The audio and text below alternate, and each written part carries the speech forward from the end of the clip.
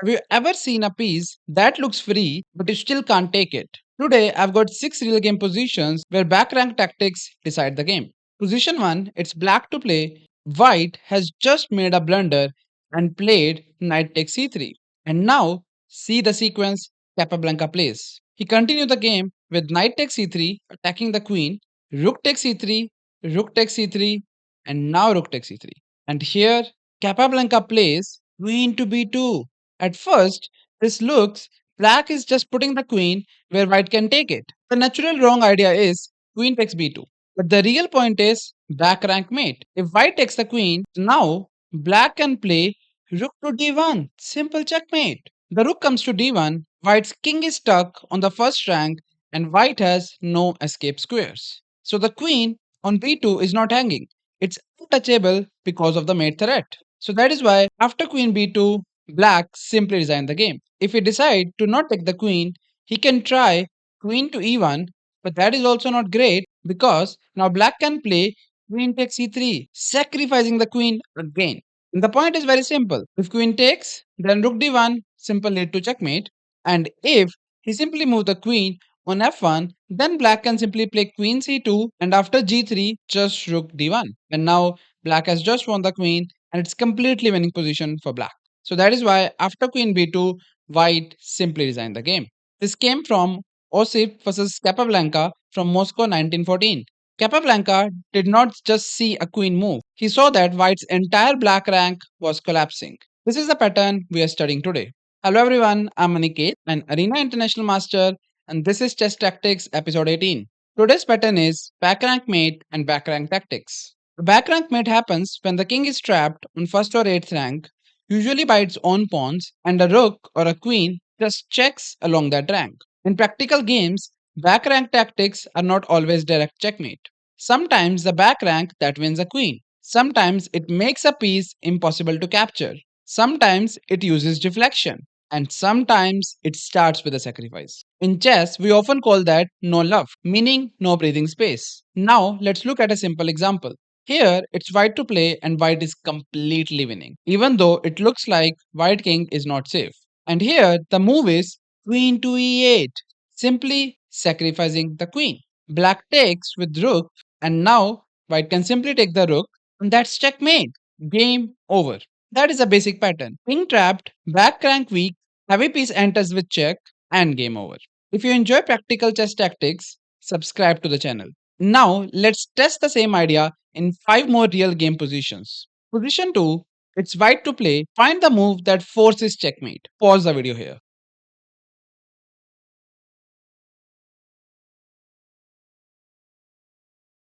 This came from Judit Polgar versus Evgeny from Moscow 1996. Polgar was one of the most dangerous attacking players in chess history, and this position is very clean. Black has just made a blunder and played knight bd5. It looks natural, but it fails tactically. And here, white plays rook to c8 check. That's a rook sacrifice. And in this position, Evgeny simply resigned the game. Point is very simple. If black takes the rook with a knight, that will simply lead to checkmate with queen to d8. The queen enters d8 and black's king is trapped on the back rank.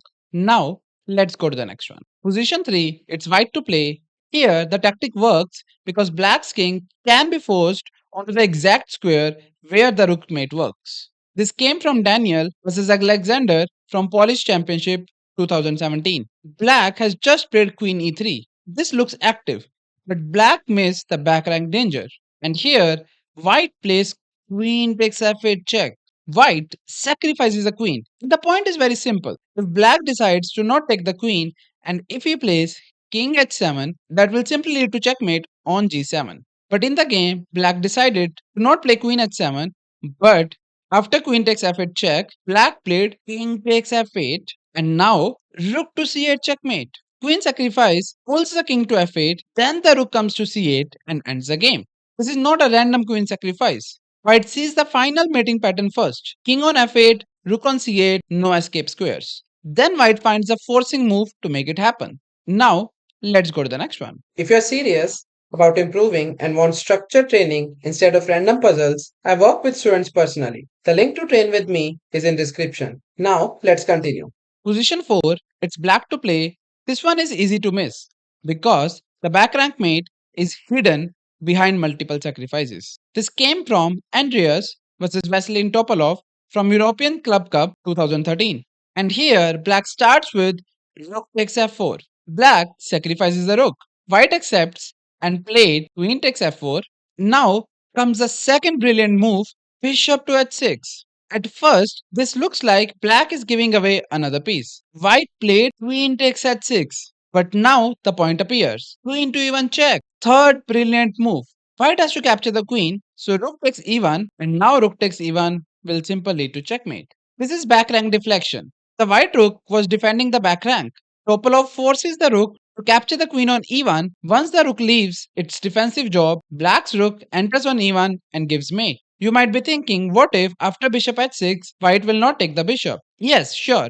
He can continue the game with queen g3, just keeping an eye on e1, and now bishop takes e1, rook takes e1, and now Topalov is having extra pawn, and that is also completely winning. So it doesn't matter if bishop is captured or not, black is just completely winning. Now let's go to the next one. Position 5, it's white to play. Find the move that wins the game for white. Pause the video here.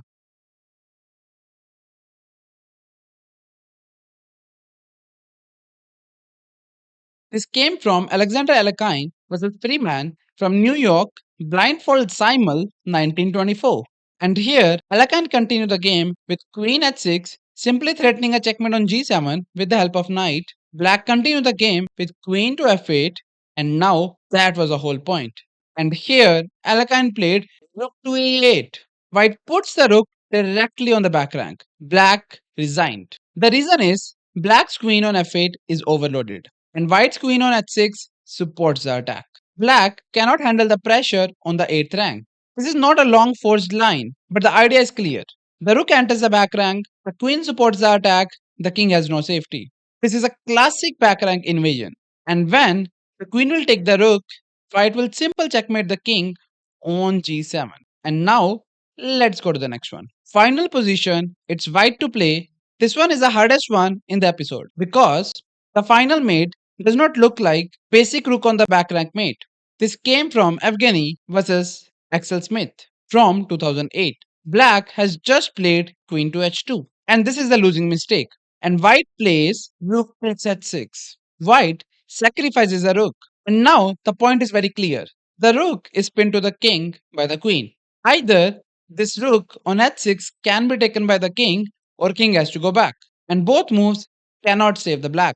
The reason, if king decides and go back on g8, that is checkmate on queen a8. Again, the same problem, back rank issues. And in the game, he tried king takes h6, but that is not also different.